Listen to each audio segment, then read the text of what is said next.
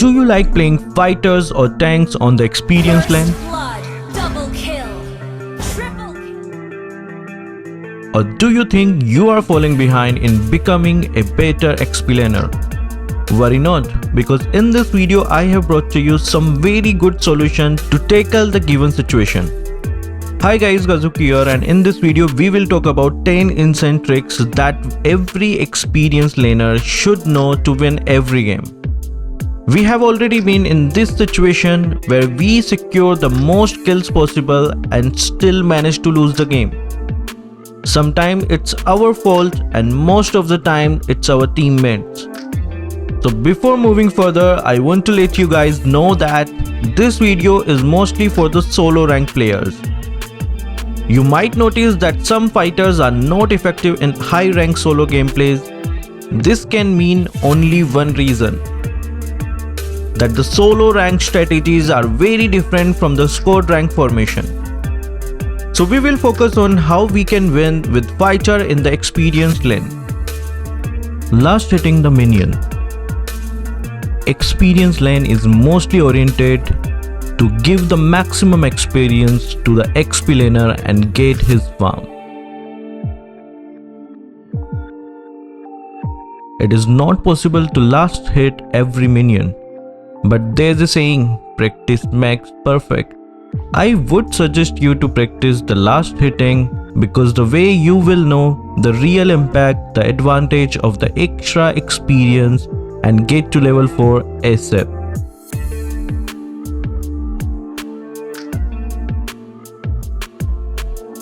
Some fighters can be very effective against other fighters in the early game. They possess great escape abilities and also can zone the enemies from getting experience from the minions.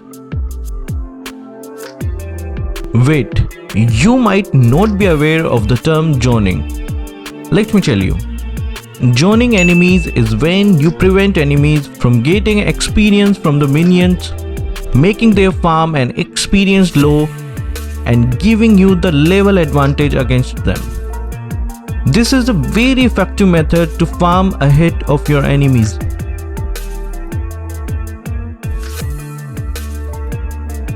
Next will be the basic trick about melee heroes. I know some people know it already, but for others who don't know this trick, let me show you. Melee fighters can hit multiple enemies at the same time when the enemies are clumped up together.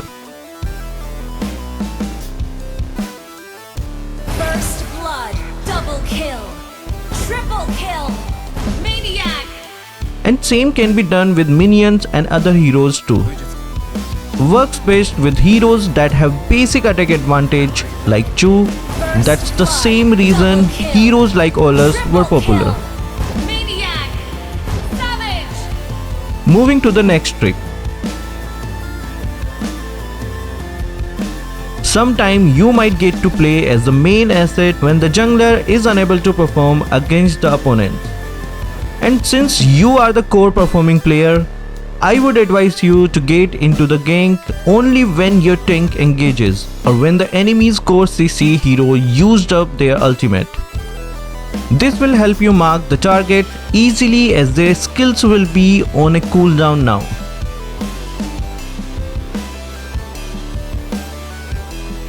Try to get the maximum turret gold. Like marksman fighters also depend on their builds. They need to dive, hold and sustain gank. Defend teammates and weak marksmen whenever you can. Fighter always have a skill that allows them to save their fellow teammates when they are in a pinch situation. But before diving in, make sure you have the advantage to get out of the enemy's territory. Saving teammates is a good thing, but feeding yourself to enemies would certainly be worst idea to have. So I would advise you to keep these things in mind.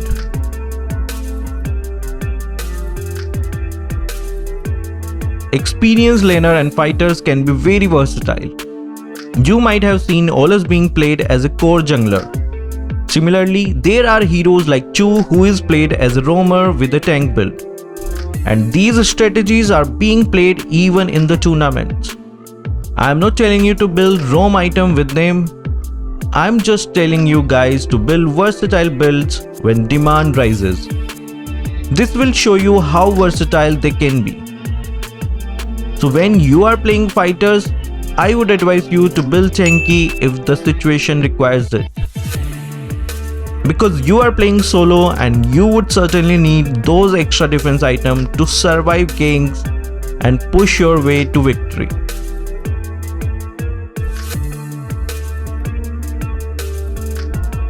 Try to get the gold crepe. There is a possibility of getting ganked while trying to get it, but considering it is a solo rank, the possibility is lower. Remember to interrupt the enemies while they are going for the crab. Even if you don't get it, the trial will surely make the enemies retreat from the getting it, or you might be able to get an advantage on him when he is outside the turret.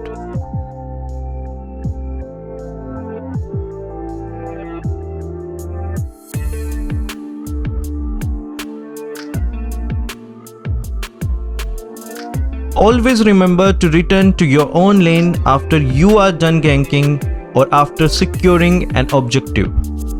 It might not feel important for going down to your lane, but even if one turret gets pushed, enemies will find it easier to push through the lane by clearing out the other two turrets very easily.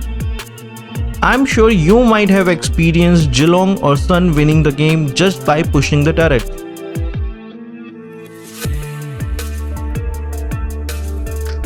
Try to pick the best experienced laner while draft picking and always make sure you are aware of the advantages of the hero that you picked. You must be at least aware of when you can utilize the full potential of the hero and when he will be dominated. For example, mages can be very big weakness for the fighters, as the fighter has to prioritize damage items against defense items. That's why they cannot build magic defense during the early game.